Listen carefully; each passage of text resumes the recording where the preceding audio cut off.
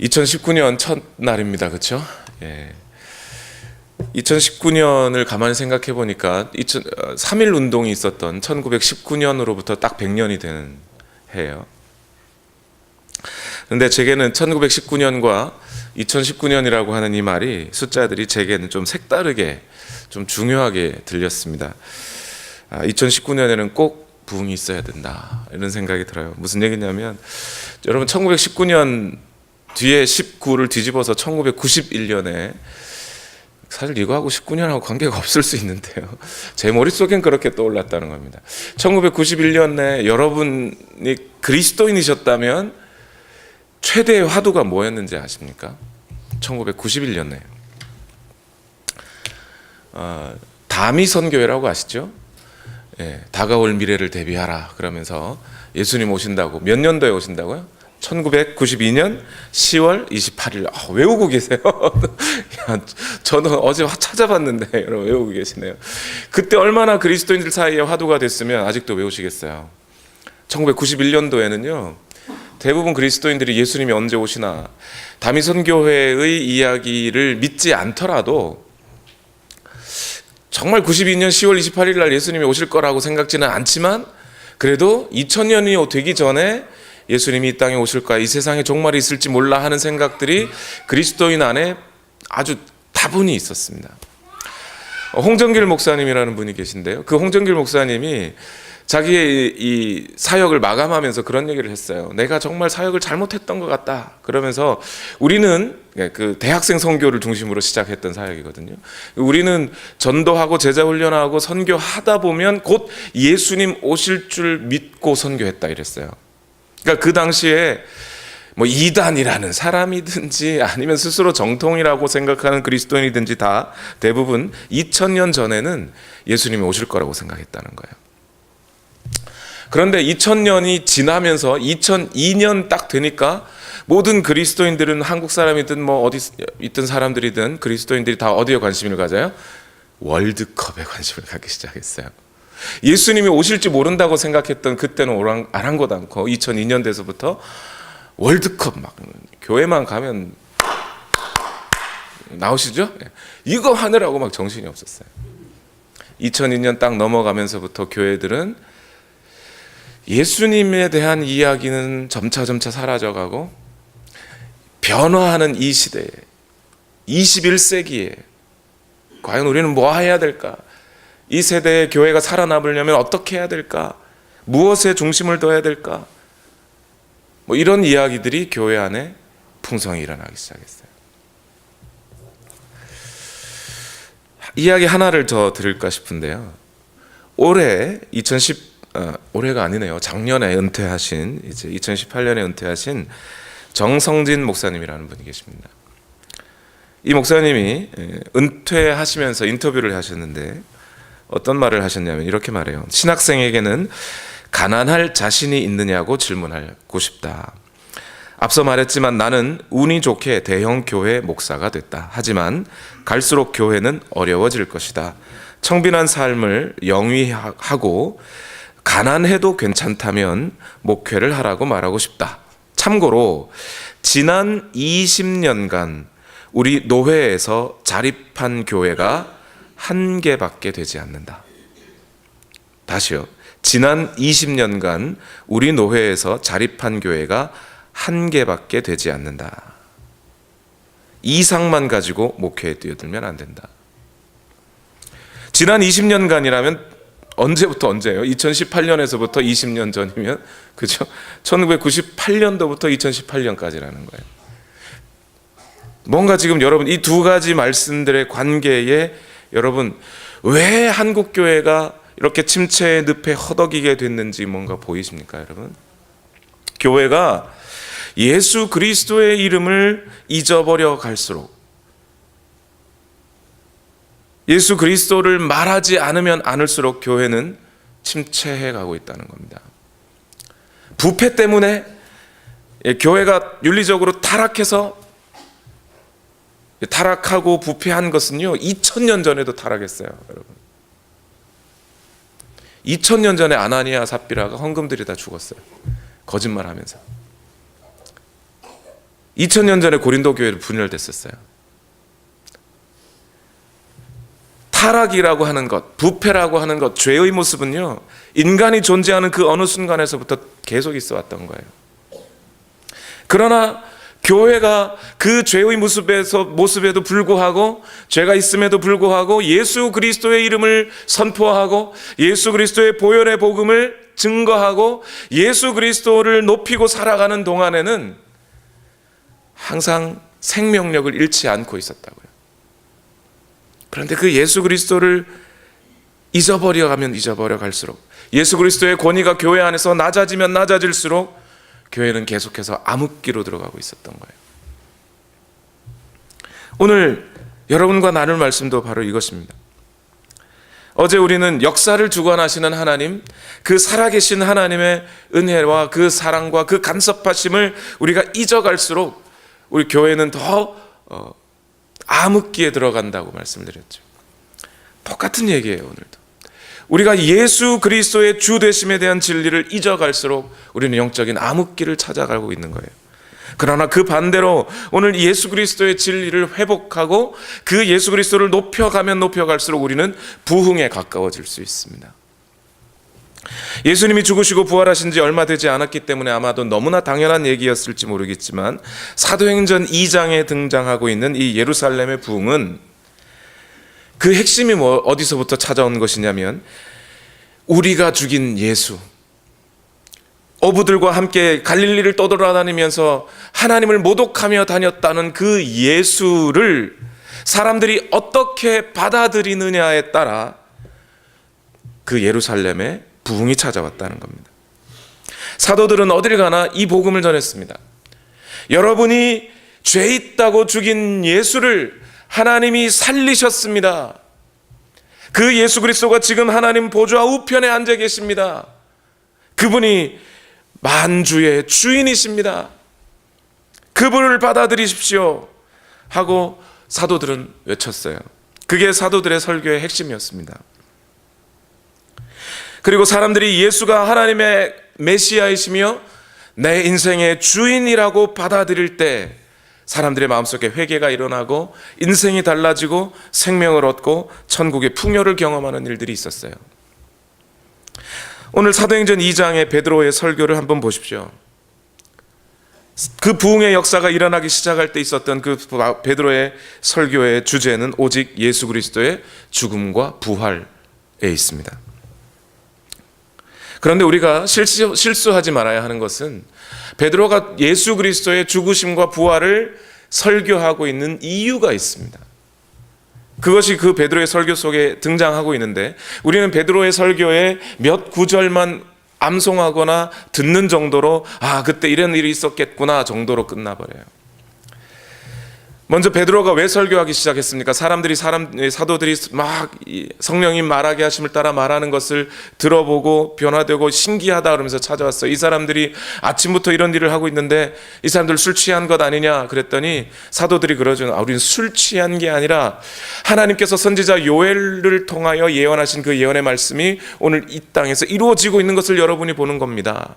그러면서 요엘이 말했던 예언의 내용을 이야기해줘요. 청년들은 뭐 할 것이며 아비들은 뭐 할 것이고 노인들은 뭐 할 것이다, 뭐 이런 얘기가 요엘서에 기록되어 있다. 그것이 오늘 여기에서 이루어져 가는 것이다 그래요.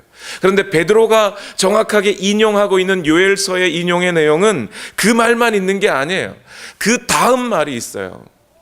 하나님께서는 그런 하나님의 영을 부어주시는 일이 있다라고 얘기하신 다음에 요엘서에는 무슨 얘기가 있었냐면, 하나님께서 하늘과 땅에 징조를 보이실 것이다.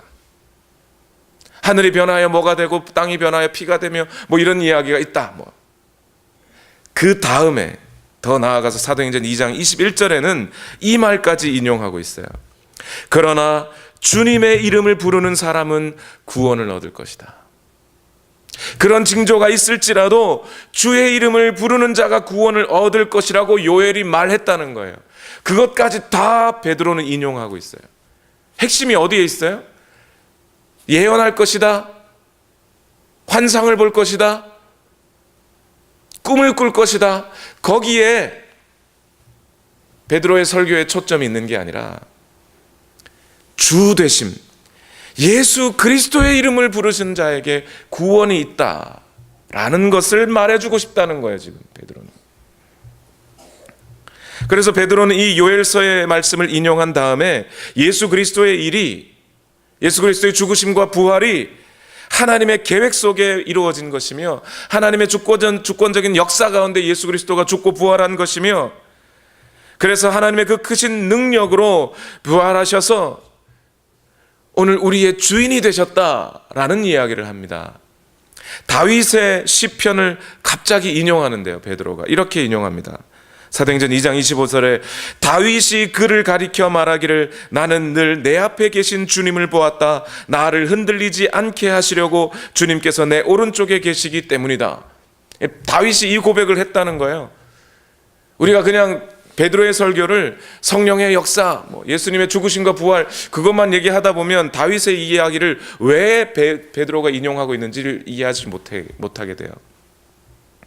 지금 베드로는 그 예수 그리스도, 죽으시고 부활하신 예수 그리스도가 다윗이 고백하듯이 영원 전부터 계셨던 우리의 주님이시라는 것을 말하고 싶은 거예요. 그리고 베드로의 설교는 그 다음으로 더 나아갑니다. 예수 그리스도의 부활이 있었다는 것을 우리가 증언할 수 있다. 그리고 그 부활하신 주님은 지금 하나님 보좌 우편에 계시다. 여기서 보좌 우편에 계시다는 얘기는 성경 공부 시간에도 자주 말씀드렸죠. 예수님이 그냥 하나님 여기 있고 하나님 우편에 여기 있다, 이런 얘기가 아니고 보좌에 앉으신 분과 동일한 권리와 능력을, 권세를 가지신 분이라는 뜻이에요. 예수 그리스도는 지금 우리가 믿고 섬기는 그 하나님과 같은 권리와 권위와 능력을 가지신 분으로 서 계시다, 이런 뜻입니다. 그러면서 사도행전 2장 36절에 이렇게 분명하게 못 박습니다. 다 같이 읽어봅시다. 시작. 그러므로 이스라엘 온 집안은 확실히 알아두십시오. 하나님께서는 여러분이 십자가에 못 박은 이 예수를 주님과 그리스도가 되게 하셨습니다. 죽고 부활하시니, 그렇게 부활하셔서 하늘로 올라가시니 그분은 곧 예수 그리스도 한 분밖에 없지 않느냐. 이 땅에 그 누가 이런 일들을 우리에게 보여주신 분이 있느냐. 그분만이 우리의 주인이 될 수 있다 하면서 이 주인 되신 예수 그리스도를 받아들여라. 이게 베드로의 설교의 핵심이었어요, 여러분. 이 말을 들은 유대인들이 어찌할꼬 내가 죽인 그가, 내가 고발한 그가 예수 대신에 바라바를 풀어주라고 말했던 그 예수가 생명의 주인이라니, 그가 죽고 부활하신 분이라니. 그러면서 이를 어찌할꼬 가슴을 치면서 나오는 거예요. 그들에게 베드로는 회개하라, 침례를 받으라, 죄 용서를 받으라고 명하면서 예수 그리스도를 주와 구세주로 받아들여야 죄 용서가 있다는 이야기를 지금 하고 있는 겁니다. 이렇게 사람들이 예수 그리스도를 자기의 주로 받아들일 때, 주인으로 받아들일 때 그 땅에 참된 회개와 부흥의 역사가 일어났던 거예요. 예수 그리스도가 주인이 아닌데 뭐하러 회개합니까, 여러분? 그렇지 않나요? 내가 죽인 예수, 실제로 유대인들이 어떻게 예수님을 못 박는데 자기가 못 박지 않았어요. 로마 병정들이 못 박았죠. 근데 여러분 한번 생각해 보세요. 사람의 마음이라는 게 그렇지 않아요? 아, 쟤는 죽어야 돼 했는데 걔가 실제로 사형을 당했어요. 아이고, 내가 말을 잘못했나? 이러고 말지 그 앞에 회개하진 않아요, 여러분. 그가 나의 주인이라는 것을 잊어버리고 있었는데, 아, 그가 나의 주인이었구나. 그 관계성이 회복될 때 회개가 일어나는 거예요. 여러분, 성경을 읽어보십시오. 특히 신약 성경을 읽어보세요. 신약 성경이 처음부터 끝까지 이야기하고 있는 바가 뭔가요, 여러분? 마태복음 1장 1절은 어떻게 시작하죠? 아브라함과 다윗의 자손 예수 그리스도의 세계라. 아브라함과 다윗, 그 유대인인 그 그 청취자들이, 마태복음의 수신자들이 대부분 유대인입니다. 그 유대인들이 어떻게 믿어요? 아브라함이 우리 조상이다. 이 수천 년이 지났지만 다윗만한 왕이 우리에게는 없었다. 그런데 예수 그리스도는 어떤 분이라고요? 아브라함과 다윗의 자손으로 오셨다는 거예요. 마태복음이 얘기하고 싶은 것은 예수가 우리의 왕이다라는 얘기를 하고 싶은 거예요. 맨 끝에 요한계시록은 뭐라고 끝나요, 여러분? 요한계시록 끝이 뭐죠? 주 예수의 은혜가 모든 사람에게 있을지어다. 예수를 누구라고 고백해요? 우리 주 예수. 마태복음부터 요한계시록까지 신약성경 전체가 하고 있는 바가 뭐냐면 예수는 왕이다. 예수가 주님이시다. 너희에게 예수는 누구냐? 이걸 묻는 게 신약성경이에요. 예수 그리스도와 여러분의 관계는 어떻게 정립되어 있습니까? 어떤 분은 부흥을 위해서는 성령님의 말씀이 강조되어야 된다고 말씀하세요. 이미 눈치채신 분은 눈치채셨겠지만 내일은 성령님에 관한 말씀이에요. 어제 성부, 오늘 성자, 내일은 성령님. 그런데 여러분, 성령님에 대해서 강조해야 한다고 하는 분들의 말씀을 들어보면 정말 성령님의 어떤 사역이나 그걸 강조하는 게 아니라 바람소리 휙휙 내고 이렇게 한번 쫙 장풍 날리면 쓰러지고 뭐 이런 걸 자꾸 생각하세요. 병 고치고 귀신 쫓기고, 뭐 그런 능력이 없어야 된다는 뜻은 아닙니다. 그러나 성령님의 주된 사역이 뭐예요 대체? 요한복음 14장 26절의 말씀에 뭐라고 합니까? 그러나 보혜사 곧 아버지께서 내 이름으로 보내실 성령, 예수 그리스도께서 이 말을 하셨어요. 내 이름으로 보내실 성령 너희에게 모든 것을 가르쳐 주실 것이며 내가 너희에게 말한 모든 것을 생각나게 할 것이다. 성령님이 오시면 그분이 나를 알려줄 것이다 그랬어요. 예수님이 성령을 보내고 계신 예수 그리스도의 말씀입니다. 여러분, 성령이 하시는 일은 예수 그리스도를 알려주시는 일을 한다고요. 그 예수 그리스도가 누구인지 알려주는 일을 한다고요. 요한복음 16장 14절 말씀에 또 이렇게 말합니다.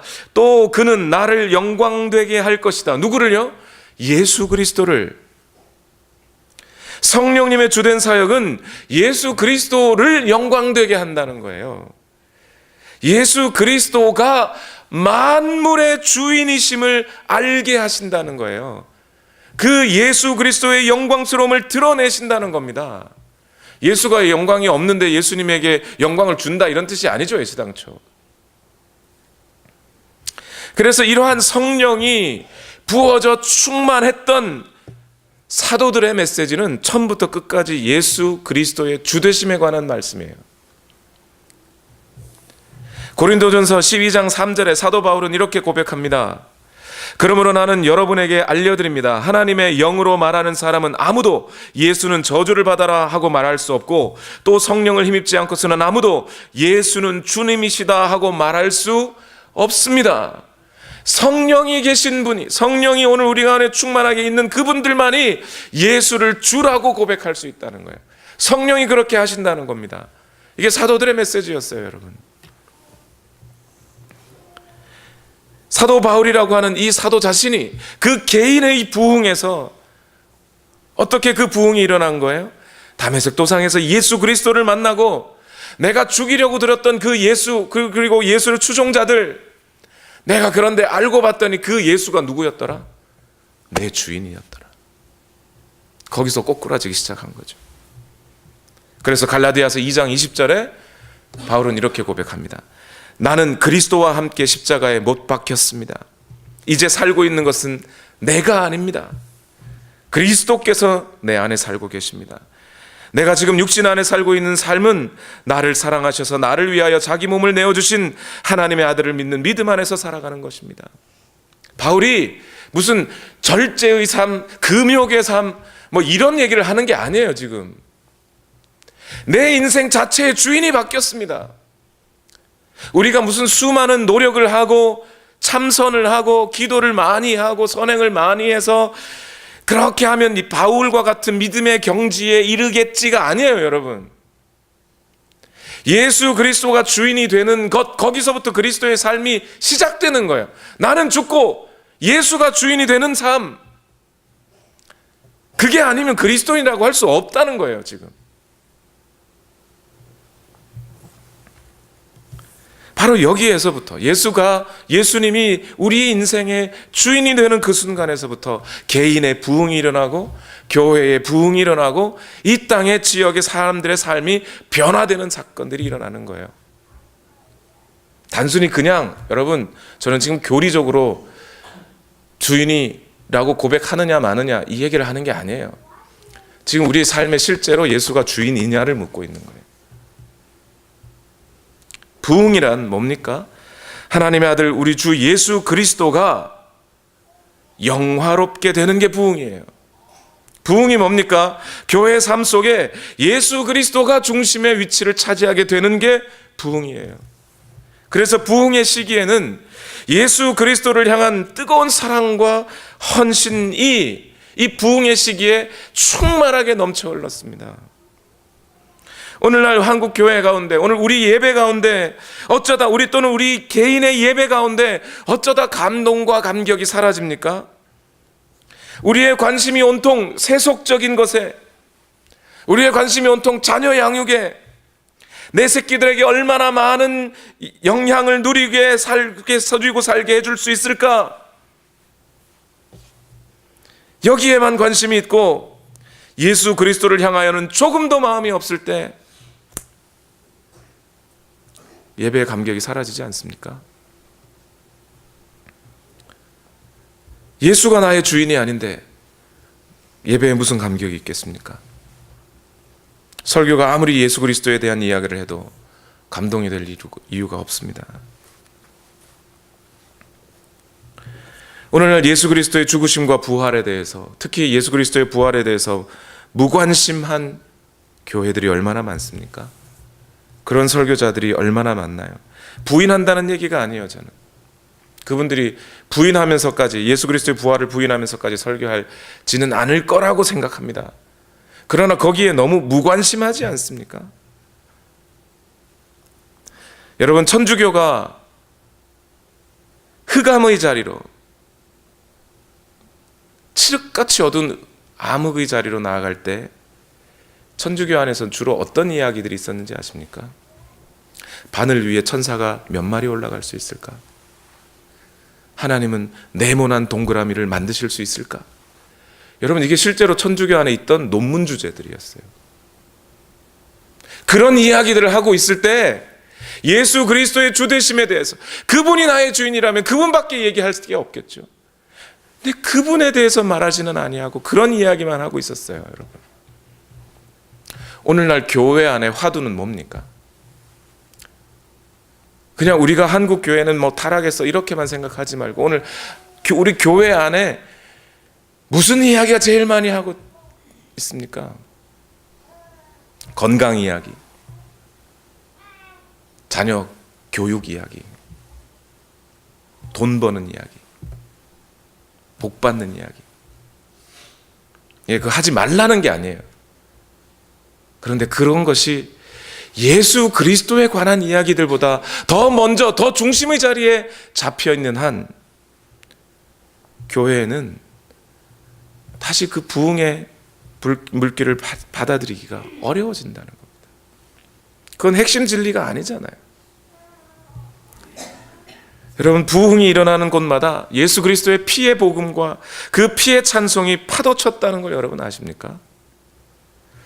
주 달려 죽은 십자가, 우리가 생각할 때에 세상의 헛된 욕심을 헛된 줄 알고 버리네. 오늘날 우리의 찬양과 우리의 교회 안에서의 말들은 요 순서가 뒤집혀 있지 않아요? 이 세상의 욕심들과 세상의 그 욕망들도 추구하기 위해 예수 그리스도의 그 십자가는 생각하지 않고 있습니다. 아이작 와츠가 이 작시를 할 때 그 당시에 사람들의 마음은 반대였다는 거예요. 주 달려 죽은 십자가, 그 십자가 생각하니 세상에 속한 내 욕심은 헛된 줄 알고 버리게 됩니다. 이게 부흥의 시기에 찾아왔던 말씀들이에요. 이 피의 노래가 예수 그리스도를 주라 시인하게 하고 교회를 하나로 만들어주고 있었어요. 골로새서 1장 20절에 그분의 십자가의 피로 평화를 이루셔서 그분으로 말미암아 만물을 곧 땅에 있는 것들이나 하늘에 있는 것들이나 다 자기와 기꺼이 화해시키셨습니다. 예수 그리스도의 보혈이 하늘에 있는 것이나 땅에 있는 것이나 유대인이나 헬라인이나 모두를 하나로 만드셨습니다. 그 보혈의 찬송과 그 보혈의 복음이, 피의 복음이 교회를 하나로 만들고 있었다는 거예요. 근데 오늘날 우리 교회, 오늘날 현실 주소가 어떤가요, 여러분? 어떤 분이 페이스북에 그런 얘기를 하더군요. 오늘날 교회를 설명해 줄 수 있는 문장이 이렇게 있대요. 우리 오늘날 교회는 명성이 떨어지고 사랑이 식어졌다. 그러면서 뭐만 남아요? 분열과 비판과 질투만. 교회 분열과 다툼 왜 일어난다고요? 예수 그리스도의 보혈과 그 부활하심을 전하지 않으니까요. 그분의 주 되심을 인정하지 않고 있으니까. 그분이 진짜 주인이라면 내 이익, 내 체면, 내 이미지는 뒤로 하고 화합할 수 있는 거 아닙니까? 그분이 주인이라면. 그런데 이것은요, 단순히 교회만이 아니지요. 여러분의 가정은 분열되지 않고 있습니까? 여러분 부부의 마음은 하나로 합해져 있습니까? 여러분 부모와 자녀는 그 마음을 함께 나누고 있습니까? 그것이 그냥 가화만사성해서 되는 문제가 아니라 예수 그리스도가 우리 가정의 주인일 때, 그 가정의 구성원들이 하나하나가 다 예수 그리스도를 주인으로 인정할 때, 그래서 그 주인님의 말씀에 순종할 때 가정에도 구원이 임하는 거예요. 예수가 주인이 아니고 내가 주인인데, 쟤도 내 마음대로 해야 되는데 내 마음대로 안 되니까 분열 오는 거 아닙니까? 여러분의 개인적인 경건 속에는 예수 그리스도가 얼마나 주인이 되고 있으십니까? 여러분이 과연 예수 그리스도가 여러분의 삶의 주인이 맞습니까? 예수 그리스도가 과연 여러분의 삶의 목표이고 소망이십니까? 여러분 아침에 일어나 하는 기도에 여러분 기도를 뭐라고 하십니까? 아예 기도도 하지 않으면 이 질문 자체가 별로 도움이 안 되겠죠. 그런데 여러분의 기도를 돌아보십시오. 기도에 뭐라고 말하고 있습니까? 주여 이거 주시고 저거 주시고 주시옵소서 아멘이 아닙니까? 이게 종의 기도인가요? 예수가 주인이라면 아침에 일어나서 종은 뭐라고 해야 될까요? 주인님, 오늘 내게 시키실 일이 뭡니까? 내가 어떻게 하는 것이 주인님의 뜻에 맞게 하는 것입니까? 주인님 알려주십시오. 그게 종의 자세 아닌가요? 오늘 우리의 기도 속에 이런 기도가 없다면 우리는 인정해야 돼요. 아직 예수 그리스도는 나의 주인이 아닌 거예요. 예수 그리스도가 주인 되심 없이 우리는 하나님께 나아갈 수 없습니다. 예수 그리스도와 그의 십자가가 없는 기독교는 기독교가 아닙니다. 제가 조엘 오스틴식의 번영신학을 자꾸 비판하고 이야기하는 이유가 여기에 있습니다. 그 번영신학 속에는요, 행복이 있을 수 있습니다. 성공이 있을 수 있습니다. 그러나 거기에는 예수 그리스도의 보혈은 없습니다. 예수 그리스도의 죽으심과 부활이 없어요. 예수 그리스도의 주 되심이 없어요. 예수 그리스도 당신의 말씀에 내가 순종합니다가 없어요. 오늘날 사람들이 대부분 믿으면 그만이라고 생각해요. 믿음으로 구원을 얻습니다. 그런데 그 믿음의 내용 속에 무엇이 있어요? 예수가 나의 주인이십니다라고 믿는 것이잖아요. 그러니 예수님을 믿는다고 하는 그 주인으로 믿는다는 것 속에는 순종이 함께 있는 거예요. 오늘 내가 예수 믿었어. 그 교리에 동의했어. 집회 가서 은혜 받았어. 그리고 이대로 나 죽으면 천국 가겠지. 천만의 말씀이요. 뭐라고 믿었는데요, 도대체?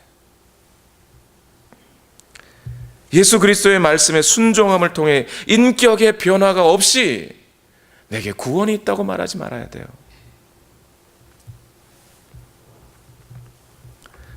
물론 주되심 속에, 예수 그리스도의 주되심 속에는 이렇게 무서운 것만 있는 건 아닙니다.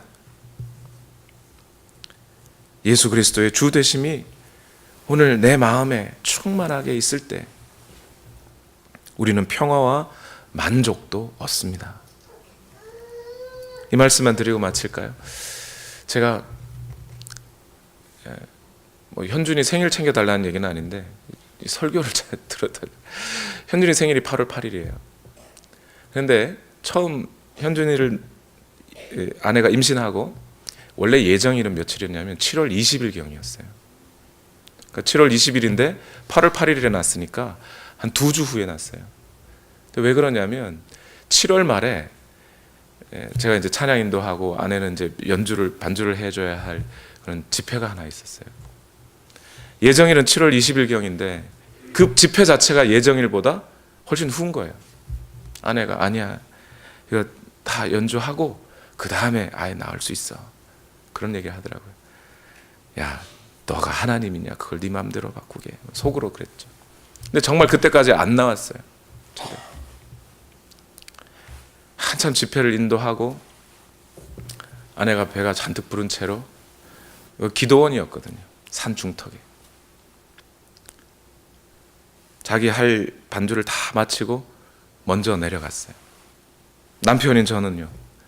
계속 인도를 해야 되니까 저는 남아있고. 다음 날 전화가 왔는데 양수가 터져가지고 병원에 가야 된다는 거예요.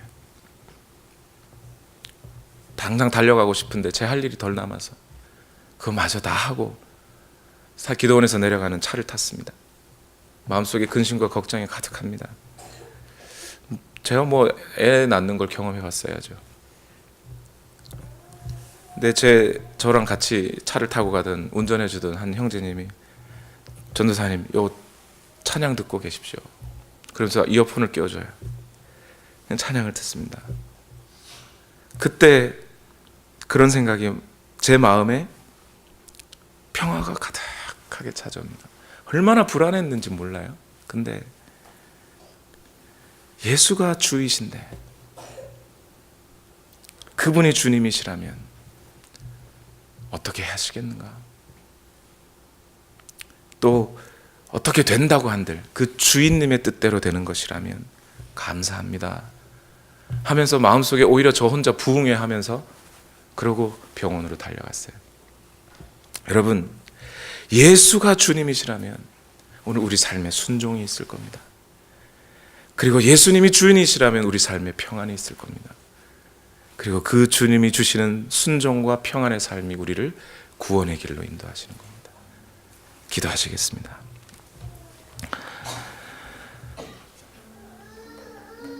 하나님, 오늘 우리를 붙들어 주옵소서. 이 세상 어느 곳에나 방황하고 인생의 갈피를 잡지 못하고 살아가던 나를 예수 그리스도 앞에 묶어 주옵소서. 당신만이 나의 소망이요 당신만이 나의 목표입니다.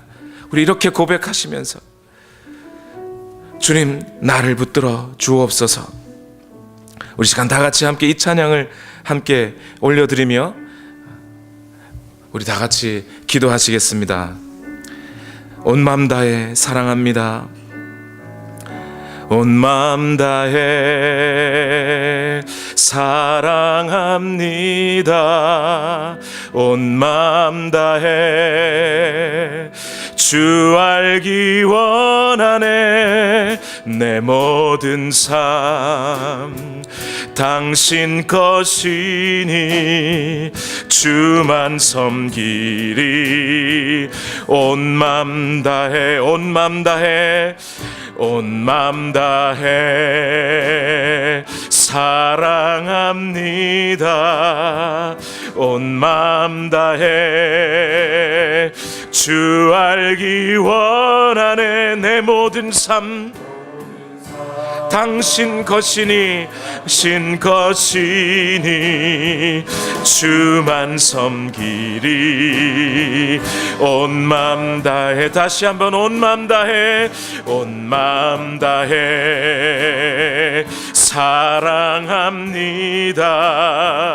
온 마음 다해 주 알기 원하네. 내 모든 삶 당신 것이니 주만 섬기리. 우리 다시 한번 고백합시다. 온 맘 다해 사랑합니다. 맘 다해 사랑합니다. 온 맘 다해 주 알기 원하네. 내 모든 삶 당신 것이니 당신 것이니 주만 섬기리. 온 맘 다해. 우리 시간 다 같이 함께 기도합시다. 오늘 우리의 삶에 부흥을 목도하고 오늘 우리에게서 급격히 일어나는 하나님의 그 놀라우신 능력과 은혜를 맛볼 수 있기를 원한다면 오늘 우리의 인생이 내가 주인이 아닌 예수 그리스도가 주인된 삶을 살아야 합니다. 이것만이 오늘 우리에게 부흥을 주는 유일한 길이니 주여 나를 받아 주옵소서. 오늘 내 인생에 주인 되신 예수 그리스도를 모시고 예수 그리스도만을 진정으로 나의 주인이라 여기며 살아가는 내 인생 되게 하옵소서. 우리 시간 다 같이 주여 한번 외치시고 합심하여 통성으로 기도하겠습니다. 주여, 오늘도 우리를 붙들어 주시옵소서. 내 주장이 사라지고 내 마음과 내 생각이 사라지고 주님만이, 예수 그리스도만이 나의 주인 되시는 삶, 만물의 주인이신 예수, 온 우주의 주관자이신 예수, 그 예수 그리스도가 오늘 나의 주인 되셨음을 고백하며 나아가게 하옵소서. 하나님, 오늘도 역사하여 주시기를 원합니다.